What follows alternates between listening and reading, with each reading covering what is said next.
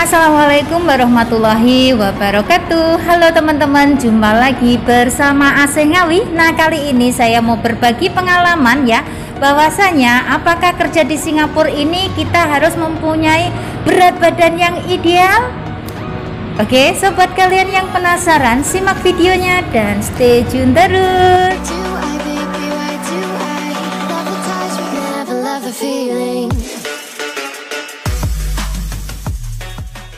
Nah teman-teman, di Singapura ini kerjanya memang kita harus aktif.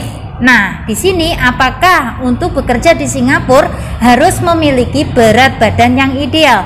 Sudah pasti ya. Di sini yang mau bekerja ke Singapura, kalian mungkin kurang tinggi atau kalian mungkin terlalu gendut atau terlalu gemuk, itu memang susah banget untuk masuk ke Singapura atau memang susah untuk mendapatkan majikan. Karena apa teman-teman? Dari biodata kalian itu sudah bisa dibaca ya, bahwasanya oh anak ini berat badannya sekian, tingginya sekian, kayak gitu. Nah nanti majikan bakalan mempertimbangkan lah ya. Karena apa? Di sini di Singapura ini teman-teman itu biasanya itu kebanyakan ya majikan yang ngambil pembantu dari Indonesia itu tinggalnya di apartemen, di rumah kondo, di rumah banglo, kayak gitu ya. Nah semua itu memang kita itu harus tinggi. Karena apa? Misalkan kita mau menjemur pakaian ya, kita itu harus menggunakan bambu stick teman-teman. Dan bambu sticknya itu kita harus benar-benar tinggi, kita itu nyampe ya. Kita mengeluarkan baju dari jendela itu tinggi teman-teman. Jendelanya itu segini ya.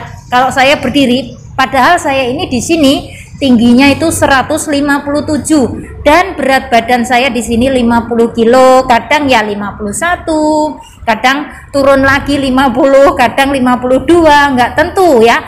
Jadi di sini buat kalian semuanya mungkin Mbak, kalau misalkan berat badan saya 90 gimana? Waduh, terlalu gendut ini ya, susah banget, kalian harus diet. Mbak, berat badan saya 80 kilo gimana? Harus diet. Kalau bisa antara tinggi dan berat badan harus sama ya, ideal kayak gitu, oke? Dan di sini kalau menurut saya pribadi, saya ini sebenarnya kalau 51, 52 itu sudah oke. Yang kemarin-kemarin itu sempet ya, saya itu sampai 54 itu perasaan ya teman-teman. Di sini saya itu bekerja itu rasanya berat banget kayak gitu. Karena apa? Di sini saya sudah terbiasa, badan saya itu memang selalunya 50 kilo, itu sudah standar ya. Kalau menurut saya bekerja pun bisa sat-set cepet banget ya. Tapi kalau sampai 54, 55 kayak gitu, rasanya berat kayak gitu. Itu sebenarnya beratnya di mana? Ya, karena saya sendiri yang merasakan kayak gitu. Dan di Singapura ini kita memang kerjanya harus terus teman-teman ya. Kalau misalkan majikan kalian itu ya nggak seneng melihat pembantunya duduk-duduk nganggur lah ya, ibaratnya kayak gitu, itu memang kita itu harus pinter-pinter cari pekerjaan sendiri di rumah majikan. Kita harus punya inisiatif sendiri untuk mencari kesibukan ya. Sama halnya seperti saya teman-teman ya, saya ini di rumah majikan yang saat ini itu sebenarnya sudah dibikinkan jadwal dan semuanya itu ada timing, oke? Kalau sudah dibikinkan jadwal, semua sudah ada timing ya. Terus jadi saya itu juga bingung teman-teman. Jujur saya itu juga bingung. Kadang setelah kerjaan ini selesai, harus ngerjain apa lagi, padahal jamnya itu belum nyampe lagi. Yang di next pekerjaan itu belum sampai kayak gitu. Jadi kan bingung. Padahal di sini saya kan sudah belasan tahun ya teman-teman. Karena ya itu tadi, di sini kan di rumah majikan yang baru saat ini itu kan semuanya ada jadwal ya, mulai dari kita bekerja terus kita masak ya, itu pun juga ada jadwalnya teman-teman. Jadi dibuatkan itu yang namanya papan kecil kayak gitu ya. Tapi saya pun juga ngikut aja lah. Saya ini orangnya super simple ya, nggak mau banyak ngomong, nggak mau berdebat, nggak mau ribut, pokoknya cari kedamaian ya. Saya ini orangnya seperti itu teman-teman, pokoknya nurut. Nah intinya seperti itu aja, nggak usah kakean cincong atau nggak usah kebanyakan komplain lah kayak gitu, nggak usah. Kita nurut aja, insya Allah nanti majikan justru sayang sama kita. Kalau kita kebanyakan komplain, kita harus mengerjakan pekerjaan dengan keinginan kita sendiri, itu bakalan majikan nggak seneng, atau bahkan majikan merasa nggak puas kayak gitu. Karena apa? Di sini kita itu bekerja dengan majikan dan kita harus ngikut peraturan yang ada di rumah majikan. Seperti itu teman-teman. Oke? So, buat kalian semuanya, mungkin kalian itu tingginya kurang kayak gitu. Ya memang di Singapura ini harus tinggi dan berat memang harus ideal. Mungkin yang kurang tingginya bisa masuk ke Malaysia ya, seperti itu. Karena teman-teman di Singapura ini ya kebanyakan itu majikan cari pembantu tuh yang tinggi, berat badan juga yang nggak usah gemuk-gemuk, karena kita itu di sini harus aktif ya.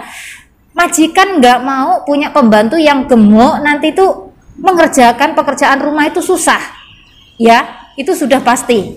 Karena di sini saya sudah mengikut berbagai macam majikan ya, mulai dari yang pertama sampai yang terakhir ini, itu di sini tuh semuanya ya, kebanyakan mereka tuh ngomong kalau mencari seorang pembantu itu carinya yang ideal saja, nggak usah yang pendek. Yang pendek pun juga susah. Kalau umpamanya ya, kalau mau menjemur pakaian di luar, umpamanya kalau masukin baju kan mau ditaruh di atas ya, kayak gitu, ditaruh di atas kan susah, nggak cukup tingginya kayak gitu. Jadi nyari yang tinggi, nyari yang nggak kurus-kurus, pokoknya ya ideal lah seperti itu teman-teman. Oke?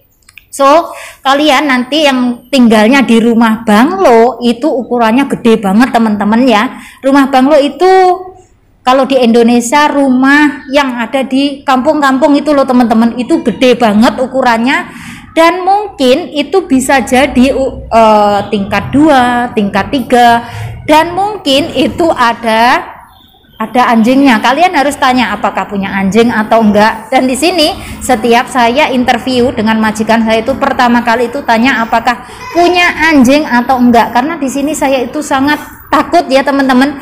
Saya itu takut banget sama namanya anjing. Jadi kalau ada interview memang saya kalau ada anjing saya mengundurkan diri, saya nggak mau. Meskipun gajinya itu cukup besar, tapi kalau ada anjingnya saya lebih baik nggak ambil job tersebut kayak gitu ya. Yang namanya orang sih berbeda. Di sini juga banyak mbak-mbak Indonesia yang jobnya itu ada anjingnya, tapi mereka sudah terbiasa ya, jadi nggak takut kayak gitu. Karena waktu saya turun ke bawah ya, itu ada mbak Indonesia bawa anjingnya untuk biasa ya teman-teman, untuk pipi lah, untuk berak lah, BAB kayak gitu kan. Anjing kan juga butuh jalan-jalan kayak gitu di bawah blok. Nanti saya tanya, mbak ini anjingnya waktunya apa ini? Biasa, waktunya kencing, waktunya berak kayak gitu. Tapi anjing yang kecil teman-teman, karena majikannya ini adalah orang bule, jadi punya anjing tuh 2 ya, yang kecil-kecil yang lucu kayak gitu. Dan setelah itu mbaknya untuk saat ini ya sudah pulang ke Indonesia, karena mbaknya di Singapura sini sudah 21 tahun teman-teman. Itu bukan di satu majikan, tapi banyak majikan, dan yang terakhir ini mbaknya sama yang bule ini 7 tahun terus pulang ke Batam ya. Di sini mbaknya ini memang selalu chat saya ya, sama WhatsAppan kayak gitulah, pokoknya curhat-curhat tentang kehidupannya kayak gitu, terus tentang gajinya. Kalian tahu nggak 21 tahun itu gajinya berapa teman-teman? Saya di sini itu juga kaget ya, 21 tahun gajinya itu cuma 1.100 teman-teman ya, itu di las majikan yang terakhir. Jadi di sini yang namanya gaji itu tergantung dari majikan yang ngasih ya. Meskipun kita udah belasan tahun, meskipun kita udah 20 atau 22 atau 23 kayak gitu, misalkan kalau mungkin pekerjaan kita itu ringan-ringan saja, nggak berat kayak gitu, ya pasti majikan akan mempertimbangkan sebaiknya dikasih gaji yang cocok itu berapa kayak gitu loh ya.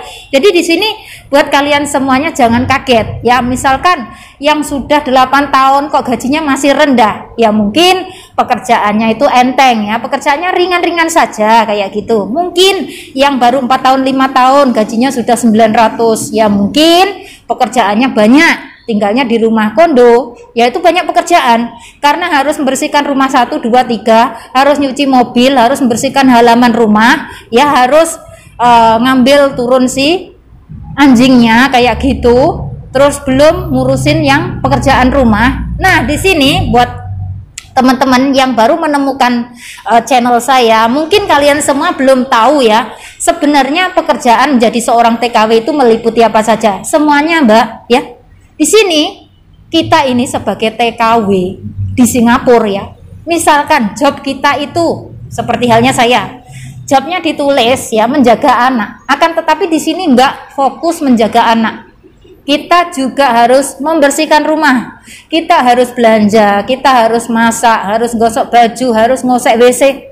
Semua pekerjaan yang ada di rumah majikan itu kita yang mengerjakan. Jadi menjadi seorang TKW itu pekerjaannya serabutan, semuanya itu kita yang menghandle, Mbak ya. Jadi jangan kaget.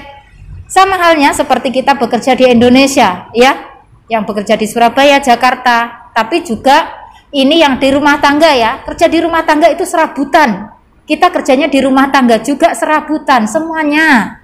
Dan untuk jam istirahat, jam bangun itu masing-masing majikan nanti akan berbeda ya, ngasih jam istirahatnya, ngasih jam bangunnya jam berapa kayak gitu, sebaiknya ditanyakan di saat interview. Oke. So di sini saya selalu menyarankan buat teman-teman semuanya, misalkan kalian nanti sudah dapat majikan, saat interview jangan sampai lupa untuk tanya tentang libur, untuk tanya tentang HP, itu betapa pentingnya buat kalian semuanya ya. Misalkan kalian yang sudah berkeluarga, sudah punya anak, suami, misalkan yang masih single, kalian sudah pasti akan dinanti-nantikan kabar dari orang tua kalian ya, anakku sudah sampai di Singapura kok belum ada kabar. Nah, untuk itu kalian wajib tanya tentang HP ya, Mbak. Tanya, nggak apa-apa, jangan takut. Kalian kalau mau interview itu berdoa ya, biar nggak redak ya, biar rileks, santai, bismillah, semoga lancar, semoga dipertemukan dengan majikan yang best, yang baik. Yang penting satu, niatkan dengan tulus, niat ikhlas. Kalian kerja ke Singapura jangan punya pikiran yang macam-macam ya. Kalian itu pokoknya niatnya yang benar-benar ingin mengadu nasib ya, ingin mencari rezeki yang halal ya, biar berkah barokah untuk keluarga ataupun untuk orang tua.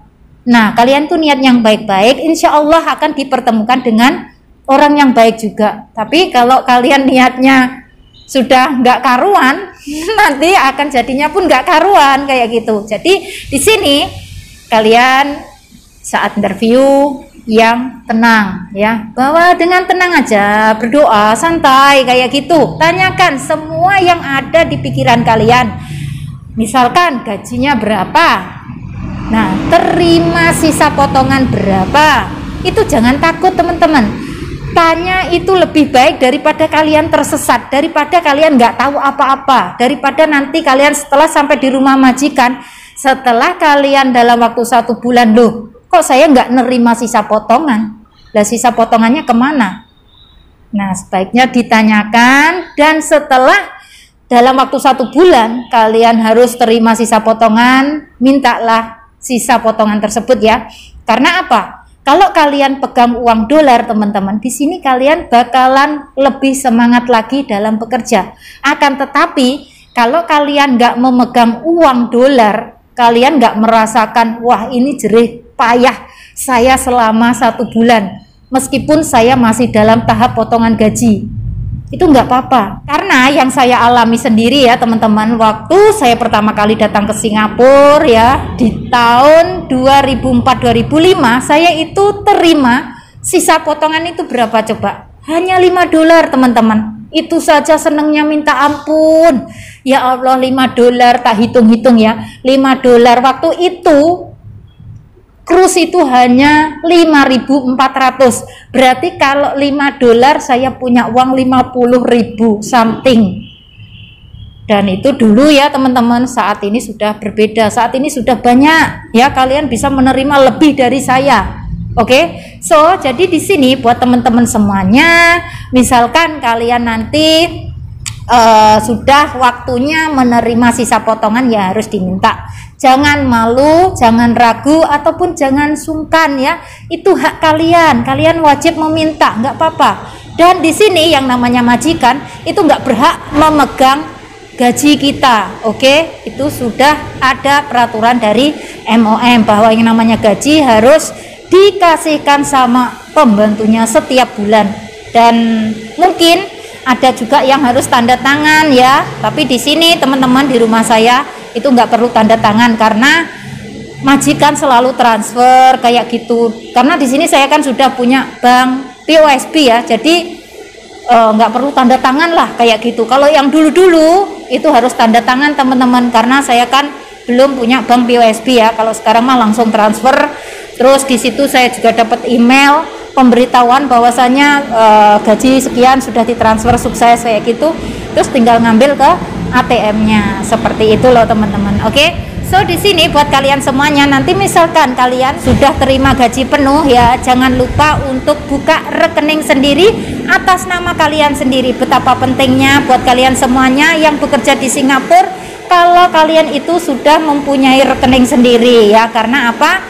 Kita nggak selamanya muda terus, tenaga kita juga bakalan berkurang, usia kita juga bakalan bertambah. Untuk itu kalian harus semangat menabung, semangat bekerja untuk masa depan kalian sendiri. Mungkin yang anaknya sudah sekolah SMK atau kuliah atau SMP ya, itu untuk masa depan anaknya. Akan tapi kalau yang masih single-single ya untuk bekal nantinya kalau kalian mau nikah ya, seperti itu. Semoga saja sharing dari saya ini bisa bermanfaat buat teman-teman semuanya, dan jangan lupa untuk tinggalkan komen kalian. Misalkan kalian mau tanya sesuatu silahkan ya, tulis saja di bawah. Oke, dan di sini saya bekerja sama dengan PT Mutiara yang ada di Bekasi, Jakarta. Untuk linknya akan saya tuliskan di kotak deskripsi yang ada di bawah ya teman-teman. Mungkin teman-teman ada tinggalnya di area Jakarta. Oke, dan nggak lupa juga saya di sini selalu memberikan support serta dukungan buat teman-teman semuanya. Semoga diberikan kelancaran, kemudahan dalam mencari rezeki di negeri orang. Semoga dipertemukan dengan majikan yang super guys ya. Semoga kalian bisa merasa betah nyaman di rumah majikan. Semoga bisa finish kontrak dan pulang ke Indonesia membawa kesuksesan. Amin. Oke teman-teman, saya akhiri sampai di sini. Akhir kata, wassalamualaikum warahmatullahi wabarakatuh. See you on my next video. Bye bye.